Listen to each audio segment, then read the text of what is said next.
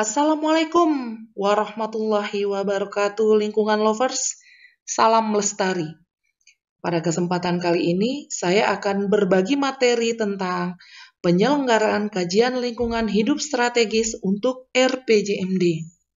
Nah, dasar hukum penyelenggaraan KLHS ini adalah Permen LKHK nomor 69 tahun 2017 dan Mendagri nomor 7 tahun 2018.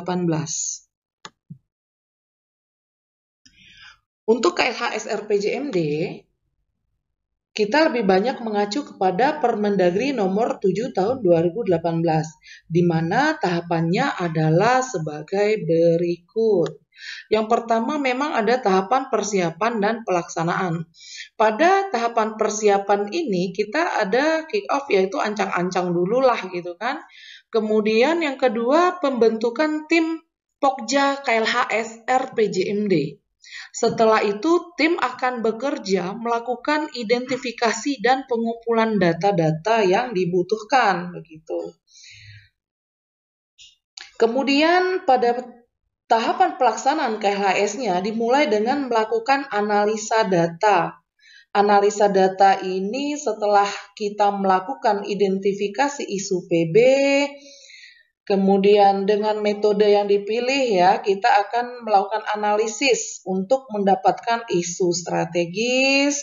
Isu strategis akan dianalisis lagi hingga didapatkan isu pembangunan berkelanjutan prioritas. Nah, pada saat ini sudah bisa dilakukan uji publik 1 selama 1 hari begitu. Setelah uji publik 1, bisa dilanjutkan dengan melakukan proyeksi alternatif. Kemudian dilakukan uji publik 2. Baru setelah itu bisa disusun laporan, penjaminan kualitas, pendokumentasian, validasi, dan penelaahan. Nah, hasil-hasil dari KLHS ini nanti akan diintegrasikan ke dalam dokumen rencana pembangunan daerah. Di dalamnya ada SDGs atau tujuan pembangunan berkelanjutan, DDDTLH, data-data DDDTLH, dan isu-isu yang ada di daerah. Nah, bagi teman-teman mungkin ada yang lupa dengan 17 TPB yang sudah disepakati. Saya ingat kembali ya. 17 TPB ini ada dari nomor 1 hingga nomor 17. 1 tanpa kemiskinan, 2 tanpa kelaparan, 3 kehidupan sehat dan sejahtera, 4 pendidikan berkualitas, 5 kesetaraan gender, 6 air bersih dan sanitasi layak, 7 energi bersih dan terjangkau, 8 pekerjaan layak dan pertumbuhan ekonomi, hingga yang ke-17 adalah kemitraan untuk mencapai tujuan. Nah, kita akan melakukan analisis tingkat sinergisitas TPB terhadap seluruh tujuan begitu. Nah, warna hijau itu mengindikasikan dia sinergis. Sementara kalau kuning ya dia non-classified lah ya. Sementara merah trade off, abu-abu insufficient data, berarti kita kekurangan datanya begitu. Nggak cukup datanya. Sementara lingkaran dalam kotak menunjukkan ketersediaan data. Semakin besar, maka jumlah data yang tersedia semakin banyak. Semakin besar lingkaran dalam kotak, menunjukkan ketersediaan data semakin besar. Nah, mekanisme pembuatan dan pelaksanaan KLHS akan lebih jelas lagi di video saya berikutnya, di mana kita akan langsung menyusun KLHS RPJMD hingga menjadi sebuah laporan lengkap. Jadi teman-teman, mungkin dengan video yang ada sekarang ini yang saya buat saat ini, teman-teman pasti masih bingung. Ini gimana ini cara membuatnya, kecuali mungkin teman-teman yang sudah berpengalaman ya. Nanti di video saya selanjutnya akan lebih jelas lagi. Kita akan praktek menyusun KLHS RPJMD, menyusun laporannya dari bab 1 hingga selesai. Jadi nanti kita akan membahas dan mempraktekkan penyusunan KLHS RPJMD ini dari bab 1, bab 2, bab 3, bab 4, bab 5, bab 6, dan seterusnya sampai selesai menjadi sebuah laporan KLHS lengkap. Supaya teman-teman nggak bingung lagi. Kalau di video yang sekarang, saya yakin semuanya masih bingung. Nah, nanti akan lebih jelasnya kita akan praktek di video selanjutnya. Kemudian ini ada sekilas tentang penulisan laporan KLHS-nya. Yang pertama bab 1 yaitu pendahuluan. Nah, isi pendahuluan ini biasalah seperti latar belakang, maksud dan tujuan, dasar hukum, sistematika penulisan.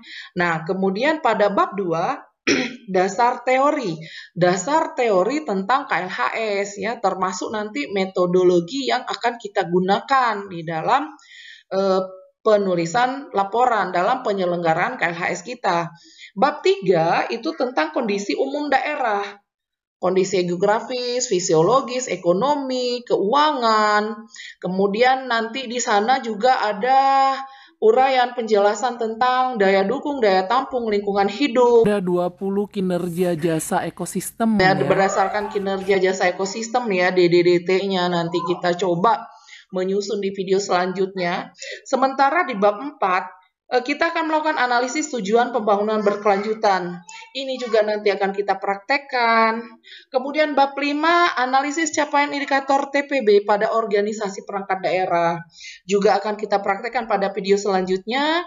Bab 6 adalah alternatif skenario dan rekomendasi. Bab 7, kesimpulan dan daftar pustaka. Nah, setelah kita membuat laporan ini, maka kita bisa melakukan permohonan validasi yang sebelumnya kita harus melakukan penjaminan kualitas dulu ya. Adapun ya permohonan validasi ini kalau itu adalah kegiatan penyusunan KRP-nya pada provinsi, maka validasinya oleh Menteri Lingkungan Hidup dan Kehutanan. Sementara jika itu adalah kegiatan penyusunan RPJMD-nya adalah RPJMD kabupaten, maka akan divalidasi oleh gubernur. Nah, adapun tahap-tahap permohonan validasi ini adalah yang pertama surat permohonan yang ditandatangani oleh kepala daerah, kemudian rancangan kebijakan, rencana atau KRP ini maksudnya, rencana kebijakan, rencana dan awal program draft awal. Yang ketiga, laporan KLHS sampai dengan tahap pengaruh KRP terhadap kondisi lingkungan hidup dan pembangunan berkelanjutan, dan bukti pemenuhan standar penyusunan kompetensi KLHS dan penjaminan kualitas. Nah, jika semuanya sudah lengkap, maka kita bisa mengajukan permohonan validasi ke gubernur atau kepada menteri. Nah, seperti ini tahapannya. Kelengkapan kita nanti akan dicek ya selama 20 hari kerja.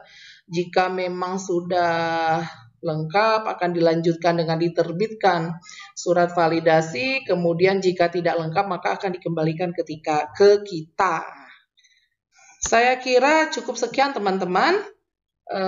Sekilas untuk penyelenggaraan KLHS RPJMD ini. Kita akan berjumpa lagi di video selanjutnya, praktek penyusunan KLHS, laporan KLHS lengkap. Terima kasih dan semoga bermanfaat. Terima kasih sudah menonton video ini. Assalamualaikum warahmatullahi wabarakatuh.